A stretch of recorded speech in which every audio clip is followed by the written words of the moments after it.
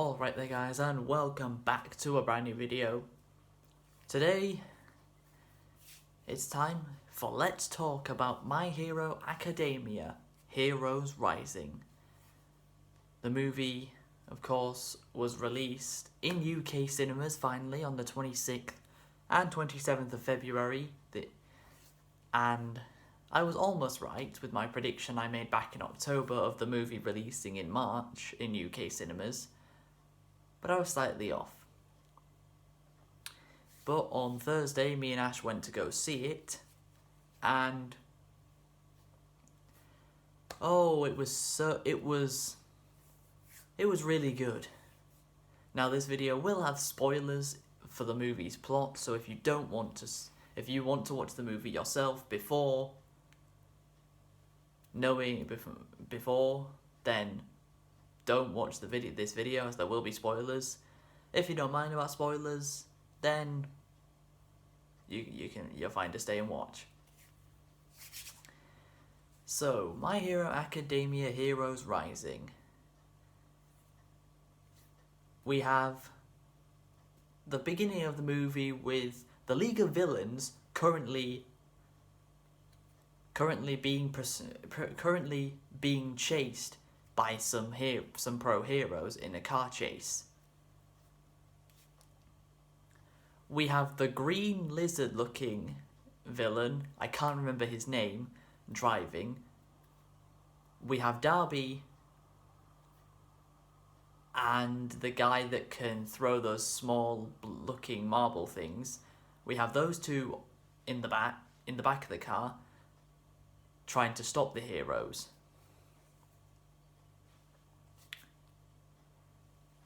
That goes on for a minute or so until the heroes are stopped in their tracks.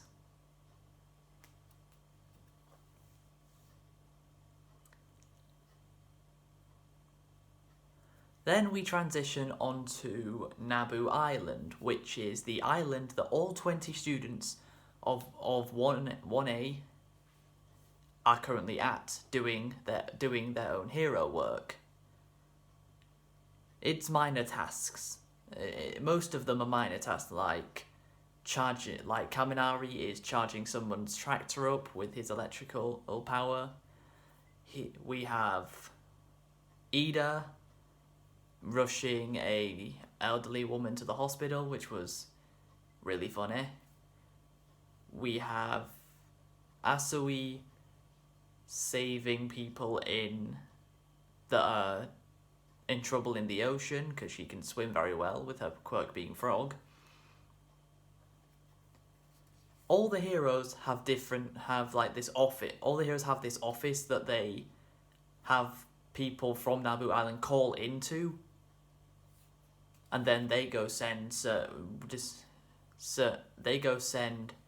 different heroes to go and save them. Or whatever task needs doing, they send heroes on to do it. Does Bakugo help out? Of course he doesn't, because it'd be wrong if he did. Bakugo just stays in the office the entire time.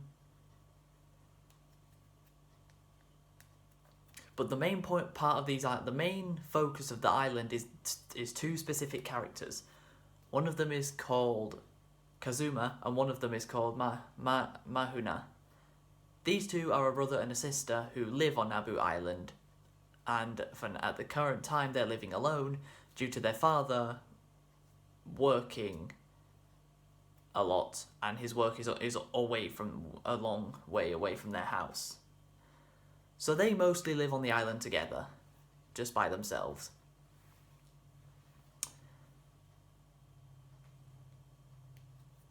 So Mahuna decides to hide from Kazuma, and he calls the hero office, and Izuku, Ochako, and Jiro all go to look for his sister.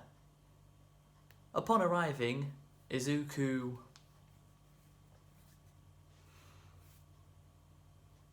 gets a lecture from Mahuna of the fact that he was an hour and a half late.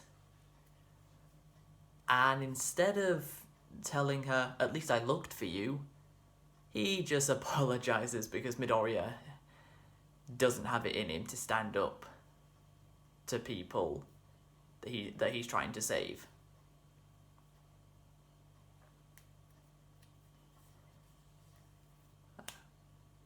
Then we switch back to the League of Villains, this time the main source of them.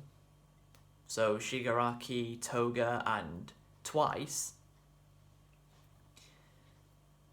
talking about what they're going to do to Naboo Island, because crime has been very, very minimal on the island in the past 30 years. But the League of Villains have to screw something up. And just thinking about it, the League of Villains weren't even in the first movie, the Two Heroes movie. The League of Villains weren't even in that movie, but they are in this one.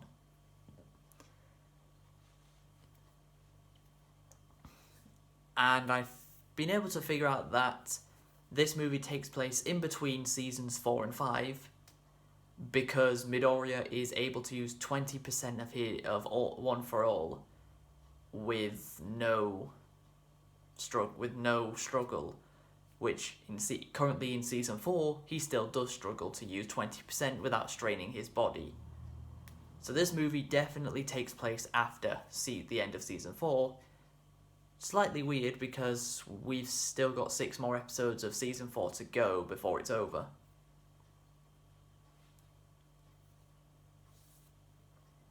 But Toga doesn't really do anything, and neither does Twice. They're only there just to be like, hey, the League of Villains are here. But they're not actually going to do anything. Shigaraki's the only one of them that really does anything, and he barely does anything in the foot as well. Then we switch over to our new cast of villains. We have a woman called Splice.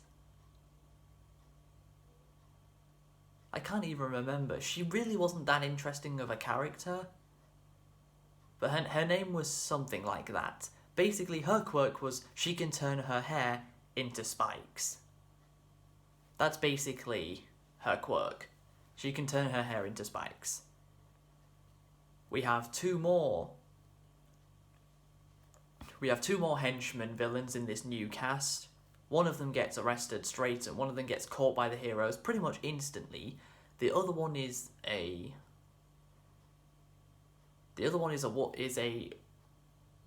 wolf, but with a human with a human figure rather than a wolf figure, which is slightly strange. He's not that interesting either. And then we have the main villain of this movie. His name is Nine. Why is that? Because he has 9 quirks. Not the most original idea ever, is it? Especially within the context of the show. But this guy is basically like All For One, but minus anything interesting. Because this guy can steal quirks the same way All For One can. But the only difference is All For One doesn't get strained when he doesn't have any strain on his body when he steals quirks. However, Nine does strain his body when he uses these quirks for too long. So, those 4 decide to set a plan on attacking Naboo Island. But whilst the heroes are currently still doing their regular work, we have Mineta always thinking about the next time he can see the next time he can look at a female, because it's not Mineta if it isn't. But the main focus of the hero work is Midoriya getting yelled at by Mahuna, and basically she doesn't like heroes, or that's what it looks like. But what in reality, it's not that she doesn't like heroes. It's that she doesn't want her brother Kazuma to become one because of how dangerous hero work is.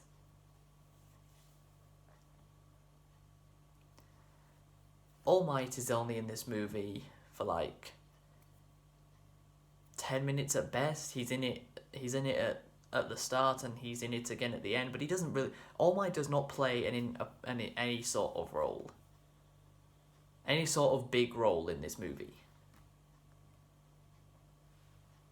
He played a much, much bigger role in the first movie than this one.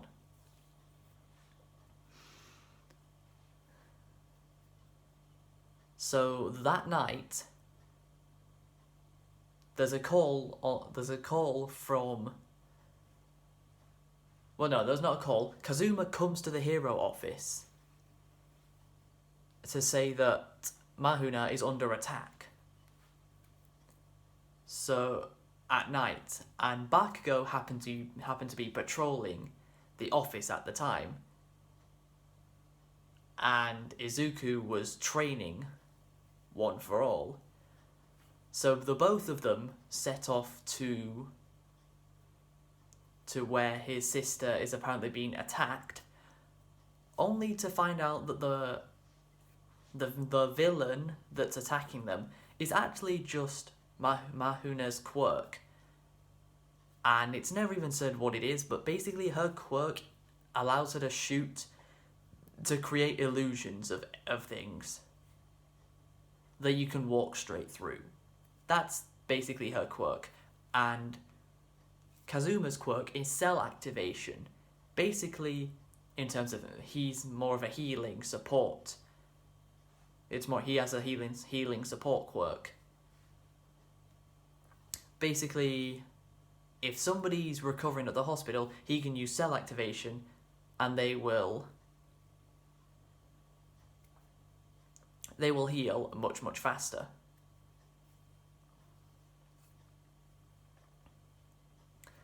Then Izuku talks to Kazuma, telling him that he can become a hero one day, and the fact that Izuku was again born quirkless. It's not like we've been told this hundreds of times. In fact, we even have... The movie even starts off with... I should have mentioned this right at the start, but the movie even begins with Izuku saying... Around 80% of the world have quirks. Yes, Izuku, you've told us this. You told us this nearly every single episode in Season 2, at the very, very beginning. You tell us every single first episode of a new season. In Seasons 3 and 4 you told us this. In Season 5 you're going to tell us this. We get it. It's a superhuman society, we know. But basically, the plan for the new cast of villains is to basically create their own world where power is the number one factor. That's how they believe a superhuman society should be run, where power is the only factor in anything. Not a good mindset. But then they show up. The villains show up on a crashed cruise ship that they stole and took into the harbour, and they start attacking Naboo Island. So we have different teams attacking different villains. The wolf guy is his team. The team that attacks him is made up of Todoroki, Sero,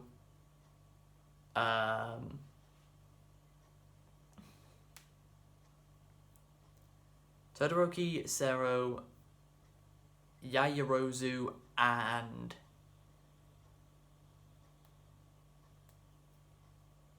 oh god, trying to remember this right off the top of my head when there was so much happened in this movie.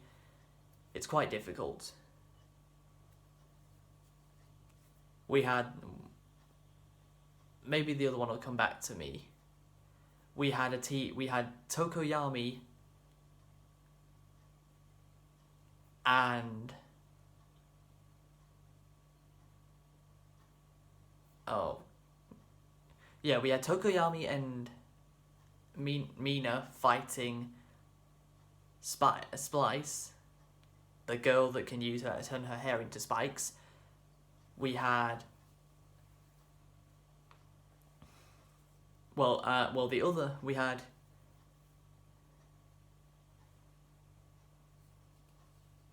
Jiro. We had Jiro, Mineta, and Jiro, Mineta, Oyama, and Shoji, all protecting Mahuna and Kazuma, because 9 needed one more quirk to complete his collection, and it just happened to be Kazuma's cell activation quirk. So, to begin with, 9 takes on Izuku and Bakugo.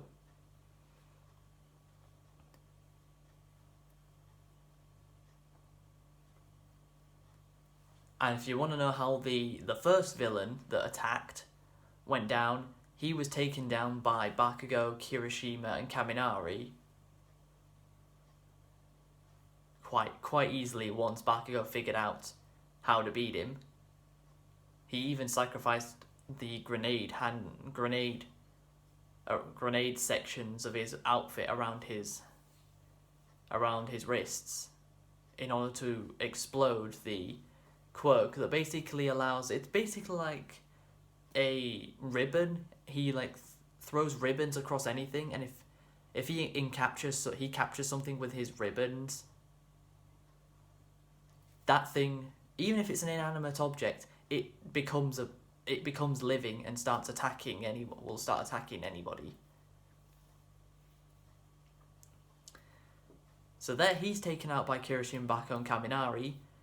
Izuku and Bakugo fight against 9. He almost beats them. He almost kills them, but they just barely survive. And the only reason that he didn't kill them is because he was up to his limit for his quirk, which is why Izuku and Bakugo were able to be saved by the rest of the class. They were being worked on by the doctors until Kazuma used his cell activation quirk on the both of them that made them heal faster.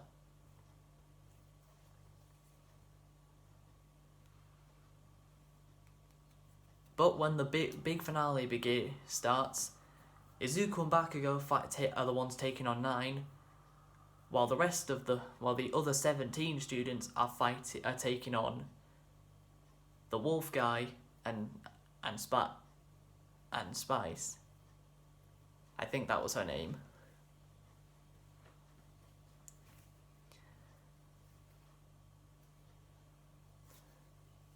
But we have, and the students use their quirks together as a way of defeating them, because they can't defeat them using their quirks separately against them, so they have to use their quirks together in order to take them down. Tokoyami takes down Splice because if you don't want to make Dark Shadow angry in the dark, and that's exactly what she did. The wolf guy is taken down by Todoroki, who basically Endeavor taught Todoroki how to use fire to its most effective way, with his body temperature being really hot, gives him the most power with fire. But he basically did the opposite. He did the same thing, but with ice, making his body temperature as cold as possible to freeze the wolf guy. Then we get on to the final battle, Izuku and Bakugo versus 9. As no one else is able to even come close to getting a hit on him, those two start working together. Getting a lot of Goku and Vegeta vibes from this fight.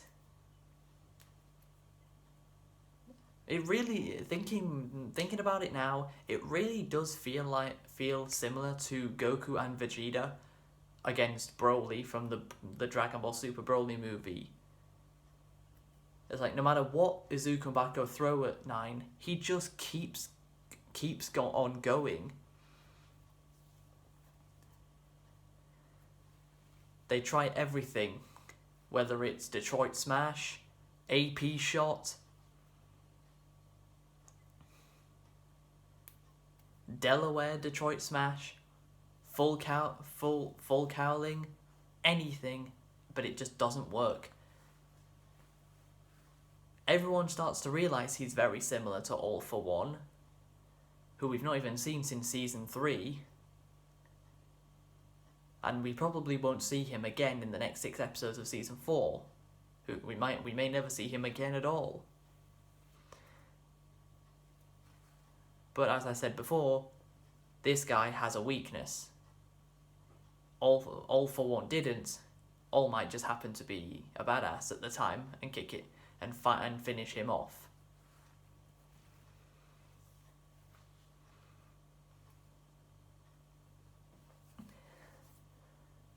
So the different quirks that 9 has are, he has shield, he has invisible barrier shields he can create. He has these purple blasts he can fire at anyone at will. He has this blue dragon type quirk that he can shoot out at people. He has his actual quirks are all very unique and different. So that I'll give him credit on that one. At least we gave the main villain of this movie, some interesting quirks, even if the character himself isn't that interesting. But interesting villains is something My Hero Academia has struggled with, in my opinion, the only really interesting villain in the entire series being Shigaraki, the leader of the League of Villains. So the Dragon Quirk grabs hold of Izuku and Bakugo in its mouth, and Izuku can't think of any other way to defeat him. But then something goes off in his mind. He remembers what All Might told him when he gave him One For All. How every single time One For All is passed on to somebody, it gets stronger.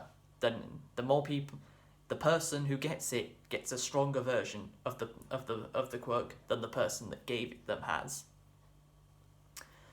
And this is the best part of the entire movie right here coming up. So Izuku, he's just used 100% Detroit Smash, and that didn't even work.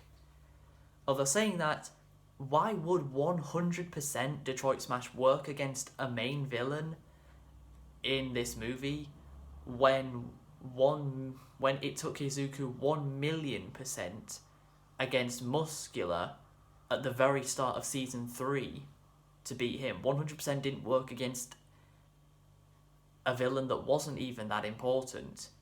So why would it work now? So Izuku has his right arm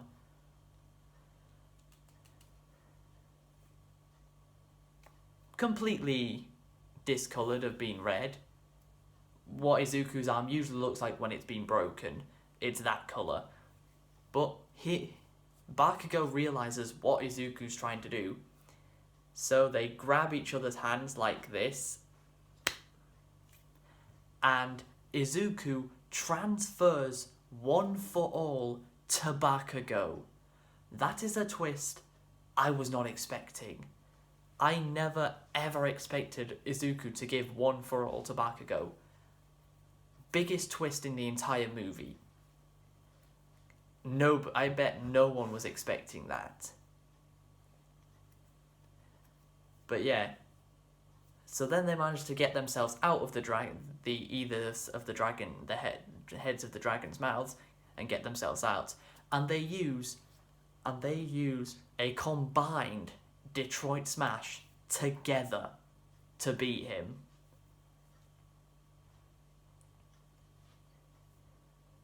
It's in terms of animation, the best part. It's definitely the most beautiful part of the movie in terms of the animation, in terms of the action, and in terms of the overall scale of the attack. This easily single-handedly the best scene in anything My Hero Academia related, even more than All Might's United States of Smash against All For One back in Season 3, Episode 10. This was even better than that. Because the known scene of All For One jumping from person to person, where it shows that, and shows all the people, including All Might, that had One For All before Izuku, and now that he has given it to Bakugo. So they both fully power up a Detroit Smash together and take him down once and for all. It felt like a Goku and Vegeta fusion attack, just without the fusion. Bakugo has both of his arms broken, and so does Izuku. Neither of them have one slightly functioning arm at all. After they win the fight, their dad, who earlier in the movie, I probably should have mentioned this, had his quirk, or at least what was meant to have his quirk. Well, no, he has his quirk taken away from him by 9, and then he goes into hospital. Then he comes home to see that Mahuna and Kazuma are both safe. And Izuku and Bakugo have bandages all fully wrapped around both of their arms each. Then they go back to doing what they were doing at the start of the movie, helping out the more minor tasks. After everything before the villains came.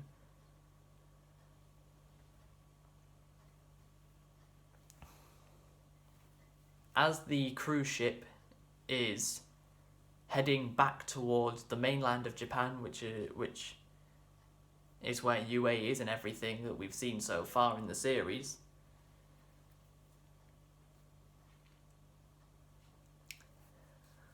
Kazuma shouts out to Izuku, "I will become a hero." Will we ever see him and Mahuna again? Probably not. Those two are probably just a one-time movie cast of characters that we'll probably never see again. Which kind of sucks, because I'd like to see what Kazuma could do with his cell activation, how he could improve it and get himself stronger. But the cruise ship leaves back for mainland Japan, so we have Shigaraki just appear on the island like it was nothing. And believe it or not, 9 is still alive. Only just. He's barely alive, crawling. But Shigaraki says to him, "You've had your chance." But 9 says to him, "There can only be one ruler of the new world." Then Shigaraki bends down to him and says, "That's right. Only one." Puts his hand on him and uses his decay quirk. And kills him. Just like he killed Overhaul in Season 4. So yeah, even though Shigaraki only hasn't barely appeared in season 4 and this movie, when he does appear, he's incredibly menacing.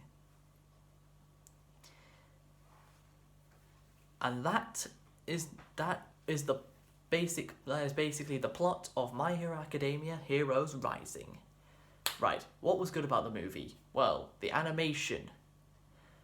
I know I always say this, but it's because it's always true. The animation, this was definitely the best animation for anything in My Hero Academia we'd seen so far. The fact that the characters the students specifically were able to do kind of hero work by themselves with no supervision over them. I liked that. Finally showing that they're going to be more independent, because if they want to become pro heroes, they will have to sometimes rely on being independent and having no backup. So I liked that about the movie. The fact that all 20 characters were all used, and none of them were just there for comedic effect. Some of them were there, of course. Some of them did have the comedic effect, but they were also very useful. So yeah, every character was used and had importance, which is something that has been massively lacking in Season 4 so far.